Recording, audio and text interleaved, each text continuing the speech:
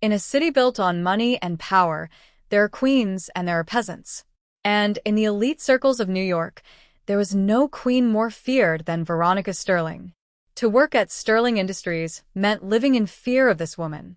She was the wife of the billionaire Marcus Sterling, and she ruled his empire with an iron fist.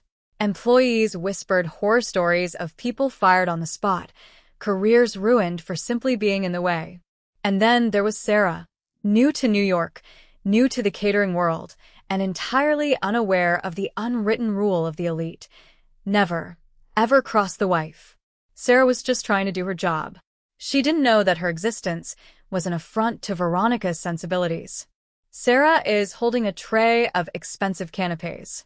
She passes too close to Veronica. As Veronica gestures wildly to a friend, she accidentally knocks the tray. The canapés go flying, spilling onto the floor, and a small amount of sauce splatters onto the hem of Veronica's gown. Silence. The music seems to stop. Everyone turns to look. Veronica looks down at her dress, then at Sarah. Her face goes from shock to pure fury. Veronica snarls, "You imbecile." Sarah stammers, "Madam, I am so sorry. It was an accident. Please, let me get some napkins." Veronica steps closer, eyes blazing. "An accident? This dress costs more than your entire life.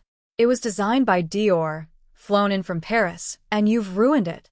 The manager of the catering company, Mr. Henderson, rushes over, sweating. "Mrs. Sterling, please.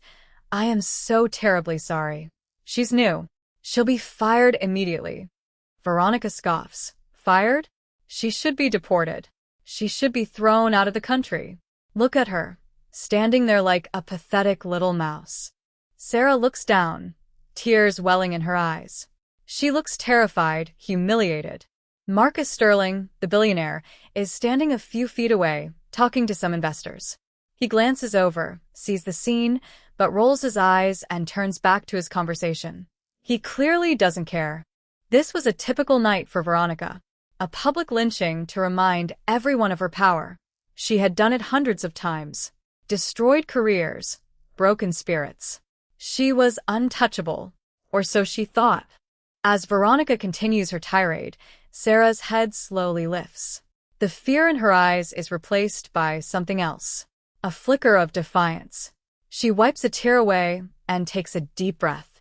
Sarah says, her voice trembling but loud enough to be heard, "Mrs. Sterling, I'm sorry about your dress." Veronica fires back. "You're sorry? That's all you have to say." Sarah continues, "I'm sorry about your dress, and I'm sorry that you have to steal from children to buy it." The entire ballroom goes dead silent. You could hear a pin drop. Veronica's face freezes. The color drains from her cheeks, then rushes back in a wave of crimson. Veronica hisses, "What did you just say to me?" Sarah sets her tray down on the nearest table. She pulls a folded piece of paper from her apron pocket. Her hands are shaking, but her voice is steady. "You know what the Hope Foundation is, right? The one we are all here for tonight. The one that's supposed to help underprivileged children get an education." Veronica replies, "Of course I do. My husband and I are the primary donors. We gave $3 million. This is a charity for the children of New York." Sarah shakes her head. "No. That's the lie. You didn't donate $3 million. Your name is just a hologram on the website. The $3 million came from the estate of a woman who died in a fire 2 years ago. A woman named Eleanor Vance." Murmurs ripple through the crowd. People are pulling out their phones, starting to whisper. Veronica shouts, "That's nonsense. I don't know who that is. You're insane. Security. Security. Get this lunatic out of here." Sarah raises her voice. "Eleanor Vance was your own sister, Veronica. She was the founder of this foundation. She trusted you. She put everything in a trust, and you were her executor.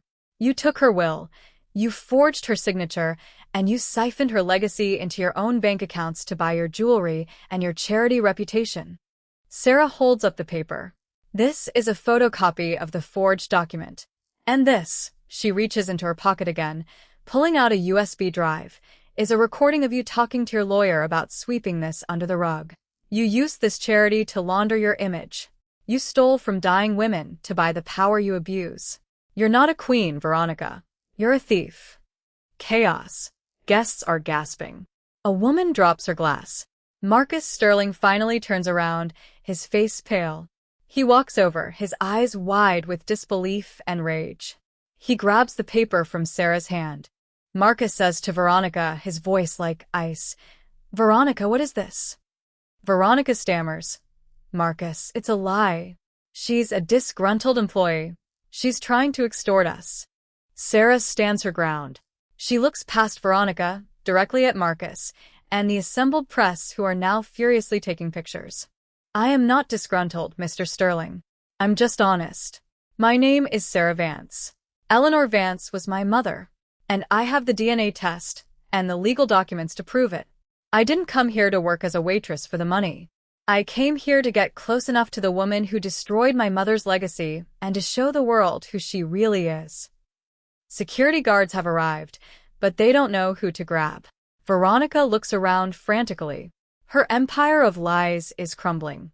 Marcus is staring at her with pure contempt. The media is swarming them. In a single moment, the queen was dethroned. The woman who ruled through fear was exposed by the one person who had nothing to lose, the daughter of the woman she wronged. Later, Marcus Sterling is on the news, announcing his immediate divorce and his resignation from Sterling Industries. Later, Veronica Sterling is leaving the courthouse in handcuffs, hiding her face from the cameras. Later, a shot of Sarah Vance standing in front of the Hope Foundation building. A new plaque with her mother's name on it. She is smiling, surrounded by the children her mother originally wanted to help. It was a night that shocked the world. The death of a reputation, the rebirth of a legacy, and a lesson for everyone who saw it. Fear is a mask for weakness. The truth is always waiting in the shadows, and sometimes it comes in the form of a waitress carrying a tray of champagne. Veronica Sterling was sentenced to 15 years in federal prison for fraud and forgery. Marcus Sterling donated $50 million of his own fortune to the Hope Foundation in Eleanor Vance's name. And Sarah Vance is now the CEO of the Hope Foundation, dedicated to her mother's memory.